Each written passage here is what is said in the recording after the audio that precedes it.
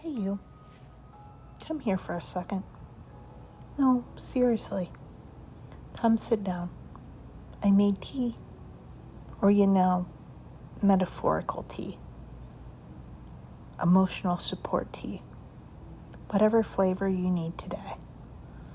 This is one of those chats where I just want you to take a breath and feel like you don't have to hold your breath around me.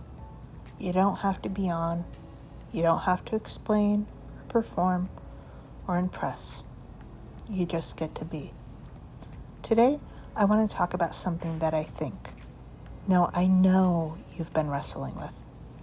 Setting boundaries. I know that even hearing those words probably makes part of your stomach twist a little. Setting boundaries sounds so grown up and intense, right? Like something you're supposed to be good at, but somehow always feels like you're fumbling. And honestly, you've been doing your best. You've been trying to be kind. You've been trying to be available. You've been trying not to rock the boat or disappoint anyone, and it's been costing you, maybe even more than you realize. But here's the deal. You are not a bad person for having limits. You are not cold or cruel or difficult for saying, I need space, or that doesn't work for me, or even just no. You're allowed to take up space. You're allowed to protect your energy. You're allowed to build a life that feels safe and right for you, even if other people don't fully get it.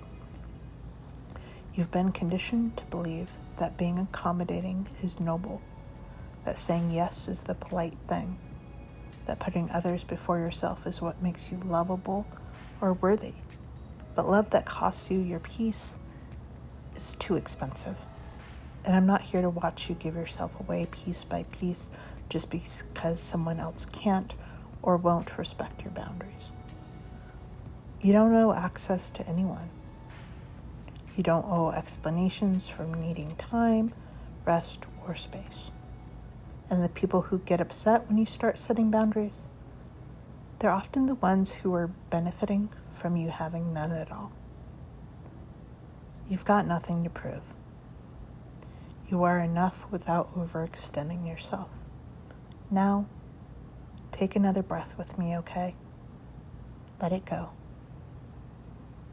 There's more I want to say. So much more. But for now, just let that one truth sink in. You're not selfish for protecting your peace. You're wise. And you're so, so worthy. So here's a question I want you to sit with for a second. How many times have you said yes just to avoid disappointing someone? I'm not judging you. I've done it too. So many of us have. It starts small. A favor you didn't want to do. A conversation you didn't want to have. A social event you weren't filling up to. But it adds up. That inner voice that whispers, you don't really have time for this, or this doesn't feel right, starts getting quieter every time you override it. The more you do it, the more people get used to the idea that you're always available, that you'll just absorb their requests, their moods, their problems, that your time and energy are an open buffet. But here's the truth. You do not exist to make everyone comfortable. Your no is not mean. It's not cruel. It's not heartless. Your no is a loving act towards yourself. It says, I know myself. I honor my needs. I choose what feels aligned. That's not rejection. It's protection. And you don't have to cushion it with an essay. You don't owe people a performance of guilt or softness or a 20-point explanation just to justify your needs. No can be a full sentence. No, thank you. No, I'm not able to take that on. No, I'm not available. Just no. And I know how hard that can be, especially if you're someone who's learned to read the room like it's a second language.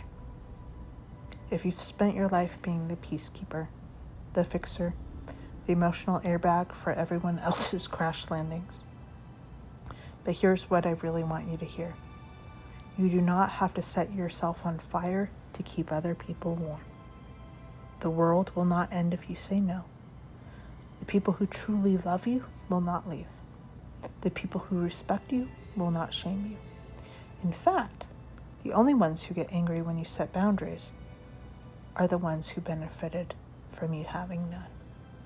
So take your power back, slowly, gently, firmly, one boundary at a time. All right, let's talk about the thing that always shows up after you set a boundary: guilt. You know the feeling. It creeps in like a fog right after you send the text or say the words out loud. It whispers things like, maybe I was too harsh. What if they're mad at me now? Am I being selfish? You're not. You're healing. You're learning to show up for yourself. Guilt is sneaky. It makes you second guess. Guilt often masquerades as goodness. It makes you feel like being nice means always being available, always saying yes, always sacrificing. Guilt isn't always a sign that you did something wrong. Sometimes it's just a sign that you're doing something new, something necessary. You were trained to associate no with rejection, with unkindness. Maybe when you were younger, you saw people lash out when they didn't get their way. Maybe you were taught that love was earned through compliance. Maybe you learned that being difficult meant being left out. But here's the thing, that wasn't love. That was control. And you've outgrown it. You don't need to explain away your discomfort to make someone else feel comfortable. You don't have to keep carrying relationships that only move when you do the work. Boundaries are how we teach people to love us better. Yeah, it's gonna feel wobbly at first, because the first few times you say, I can't do that, or that's not okay with me, or I need to step back, it's going to feel like you're breaking something. But you're not. You're building something. You're building trust with yourself. You're building peace in your life. You're building relationships that actually have room for your whole self, not just the version that makes things easy for others. So let the guilt come and let it pass. It's just a wave. And you're the ocean. You're bigger than the guilt. Stronger. Wiser. You're not doing anything wrong. Okay. Take a deep breath with me, because this part hurts a little. Let's talk about what happens when you set a boundary and someone walks away. That's the fear, right? That if you say no or speak your truth or stop being the version of yourself they're used to, they'll just leave. And sometimes they do. Sometimes people leave when you stop shrinking, when you stop bending over backward, when you stop letting their needs outrank your own. And I know how devastating that can be. Losing someone, even someone who wasn't good for you, hurts. It shakes the foundation. It makes you wonder if you should have just kept pretending, if it would have been easier to keep saying yes, if it's really worth it to draw these lines at all. But here's what I want you to hear. Anyone who leaves because you expressed your needs was never safe to begin with. Love, real love, doesn't evaporate when you say, I can't. Real love doesn't demand that you abandon yourself to be worthy of staying. It's okay to grieve those losses. They're real. But I promise you, they are making space. You are not too much. You are not difficult. You are not unlovable because you have needs. You're finally learning to let the right people find you. The ones who don't just tolerate your boundaries, they honor them. The ones who don't see your no as rejection, but as clarity. The ones who make room for your full humanity, not just the parts that are convenient. Setting boundaries doesn't mean closing your heart. It means guarding it, so it doesn't get handed to people who won't hold it gently. And you deserve gentle. You deserve safety. You deserve connection that doesn't cost you your wholeness. Let them leave if they must. You're not losing the right people. You're clearing the path for them. Let's talk about something really simple that can change everything. The pause. The moment between a request and your answer. That sacred little breath between can you and whatever comes out of your mouth next. Because sometimes we say yes before we even think about it, before our body catches up, before we check in with our schedule, our emotions, or our energy. So here's a tool I want you to keep in your back pocket. You don't have to respond right away. You can say, let me think about it. I'll get back to you on that. I need to check in with myself first. That pause is powerful. It gives you space to figure out what you actually want. And the more you use it, the stronger your boundary muscle gets. Because you're no longer just reacting. You're responding with intention. You don't owe anyone instant access. You're allowed to be deliberate, thoughtful, unrushed. That pause, that's you reclaiming your time, your energy. Practice it. Use it. Protect it. Here's what no one tells you about boundaries. They're not walls. They're bridges. They don't just push people away. They create clarity. They say, here's how to love me well. Boundaries don't make you harsh. They make you safe to yourself and to others. Because when you have boundaries, you stop keeping score. You stop bottling resentment. You stop overgiving until you break. You get to show up fully, honestly, openly, because you know you're protected. Boundaries let you say yes from a place of joy, not obligation. They help you stay kind without self-abandonment.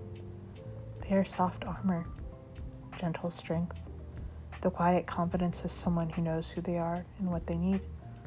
And the more you practice them, the less you'll tolerate crumbs, the less you'll confuse people-pleasing with love, the less you'll second-guess your worth. You are allowed to exist without constantly managing everyone else's comfort. You are allowed to be whole, not just helpful, whole. You are allowed to take up space, and you don't have to apologize for it. You know what the most beautiful part of all this is? When you start setting boundaries, something amazing starts to happen. You begin to see who's really meant to be in your life. The people who listen when you speak, the ones who ask how you're doing and then wait for an answer, the ones who respect your space, your time, your no, they start to shine. Not because they're perfect, but because they get it. Because maybe they've been on this journey too. Because they're not in your life to use you or fix you. They're here to know you, all of you, not just the parts that say yes. And when you say, I need a minute, they don't pout, they don't guilt trip. They say, take your time. When you say, that doesn't work for me, they say, thanks for telling me. When you say, I'm trying to be better about honoring my limits, they say, I'm proud of you. These are the ones who stay, not just in your life, but in your corner. Because you're not just building stronger boundaries, you're building stronger relationships. And if some fall away in the process, let them. Because the ones who truly love you, they won't flinch when you say what you need. They'll lean in closer. Okay, this is the part we don't always talk about, but we need to. Boundaries with family. Because this is where it gets sticky, right? It's one thing to say no to a coworker or an acquaintance, but what about when the guilt has decades behind it?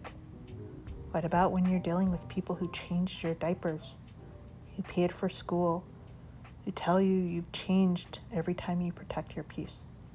You are still allowed to have boundaries with them. And no, it's not ungrateful. It's not rebellious. It's not cruel. It's adult. You are not the same person you were when they first met you. You have grown. You have needs now. You have limits. You have wounds that maybe even they helped cause. And it is not your job to make yourself small just to avoid rocking the boat. You can love people and still not let them hurt you. You can honor where you came from without sacrificing where you're going. Boundaries with family might mean less time. It might mean shorter calls. It might mean not sharing everything, not explaining yourself, or not attending every event. And if they make you feel guilty for that, that is part of the work. You're not responsible for how others respond to your healing. You're responsible for your peace. And let's be honest, sometimes the most powerful legacy you can leave behind is a healed, boundary-honoring version of yourself. A version that doesn't pass down people-pleasing to the next generation. You're allowed to choose peace over pressure, even with the people who raised you, especially with them. Let's take a second to check in with someone we haven't talked about yet. Your inner critic. You know the voice, the one that shows up right after you set a boundary and says, "Who do you think you are? You are not assertive enough for this. You are being too much." That voice is not truth. It's old conditioning, echoes of what you've heard, witnessed, internalized over years. It's the voice of fear, not fact, because what you're doing right now, learning to stand up for yourself, to choose peace over people-pleasing, to take up space, that's revolutionary. And revolutions always stir up resistance. Your inner critic isn't trying to ruin you. It's trying to keep you safe. But its version of safety is staying small. And you've outgrown that. So the next time that voice pops up, I want you to pause and say, "Thank you for trying to protect me, but I'm doing things differently now." You're not failing just because you feel doubt. Doubt is a part of it. You're not doing it wrong because it's uncomfortable. Growth is uncomfortable. But you're doing beautifully. Come here. Come close. Because if you remember nothing else I said today, I want you to hold on to this like a lifeline. You are not a bad person for having boundaries. You are not wrong for needing rest. You are not mean for saying no. You are not selfish for protecting your peace. You are allowed to choose what's right for you, even if someone else doesn't like it. You are allowed to leave messages unread. You are allowed to not pick up every call. You are allowed to have a life that doesn't revolve around other people's expectations. And yes, it will take practice. It will take time. There will be days when the guilt is loud, when the critic is mean, when your whole body wants to fold back into old patterns. But there will also be days when it's quiet, when you say no without flinching, when you rest without apologizing, when you look in the mirror and realize you're becoming someone who trusts themselves, someone who knows what they need and honors it, someone who shows up authentically, not anxiously, someone who doesn't shrink. That someone is you. It's already happening. Every time you pause, every time you say, "Let me get back to you," every time you step away from the chaos and towards calm, every time you put your hand on your heart and say, "I matter too," you're building a life that feels safe on the inside. You're not selfish. You're not mean. You're becoming magnetic with your truth, with your boundaries, with your softness and your strength walking hand in hand. You're not pushing people away. You're calling the right ones in. And me, I'll always be in your corner. Always. Because I am so, so proud of you.